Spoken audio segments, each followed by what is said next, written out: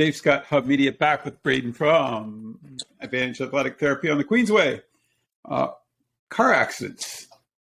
My wife and my daughter, this is 25 years ago, were involved in a serious car accident. And to this day, my wife still struggles with neck pain. And I know that she had a whiplash. I know that you go through all those steps, but it just never healed properly. It never was treated the way I thought it should have been treated.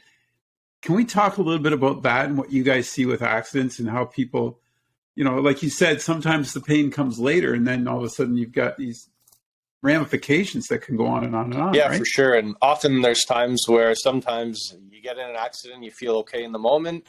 You don't go get checked out. You don't want to be a bother. And that's completely understandable. And then maybe a couple weeks later, the neck doesn't feel like it used to, or maybe you have a major accident like your wife and daughter, and those things take a while to heal, and sometimes they're not treated in the right ways, right? So we need to think about strengthening the neck, stretching muscles that are overcompensating, and then just trying to look at each accident on an individual basis. Was the person in the driver's side? Did they have their seatbelt on? Did they see it coming? Were they bracing? There's all these things that us therapists need to think about and take into consideration for how we want to move forward with the treatment.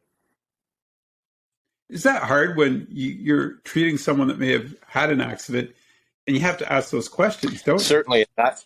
You don't want to relive the accident, right? But you pretty well got that's a tough thing to bring up sometimes. And usually patients are coming from an area of understanding of why we're asking the questions. I usually preface the questions, and especially the seatbelt one, I'm never going to give anybody a ticket or anything for not wearing their seatbelt. It just helps us understand things. And the more information we have, it's more pieces of the puzzle.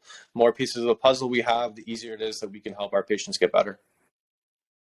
Do you and Paige see a lot of accidents like that? Do you guys get a lot of... Well, what I see most often is maybe someone that comes in with neck pain. They work at an office job, a lot of that forward head carriage and pain in the back. And then those history questions that we ask are always, have you ever been in a motor vehicle accident? Typically, it's a quick no. It's like, what about one that you didn't have any pain from or that you felt fine with? It's like, there was that one. And then you think about, even if it's 40 kilometers an hour, the forces of the head going forward and snapping back on the deep cervical flexors. And then we have compensation of muscles that we don't really think about. And then it all kind of amplifies with that office work and that getting into that posture, right? So then we're kind of digging and pulling pieces off the layers, right? And getting down to the root issue, as opposed to, we need to straighten up our posture. Of course, that's going to feel better, but it's not necessarily going to fix the issue at hand. So walk me through real quick on someone that might have that, like you said, that whiplash tendency. What would you guys do for them? So first of all, we look at what's tight. Typically, it's going to be muscles like our SCM. And the SCM is a muscle that's not designed to stabilize the spine, but it attaches kind of right here all the way to behind the ear. And how it can stabilize the spine is it kind of compresses the head down. So it's like stacking a bunch of bricks, and it's a hand on the top, hand on the bottom, and which is fine for a while. But then as fatigue starts to set in, those other muscles that are supposed to do it, they segmentally stabilize the spine, and that provides more support. So if those aren't working, what we want to do is first instruct patients on how to activate those muscles, how to strengthen those muscles, and have them start to take over for something like the SCM. And then we want to work on more releasing the tension there, stretching it, and trying to revert to our patterns that those muscles are designed to do, because we can compensate for only so long. And then that's when we start to feel those effects. And maybe it is years later, maybe it's months later. And those are things that we want to address as early as possible.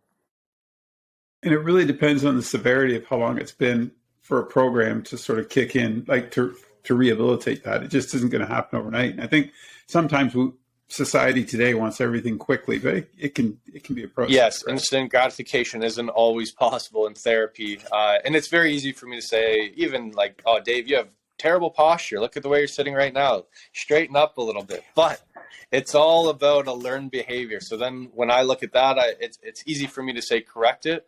But what I always want to do is I want to draw something in that, a guy like you probably fire off 25 emails a day, maybe more than that.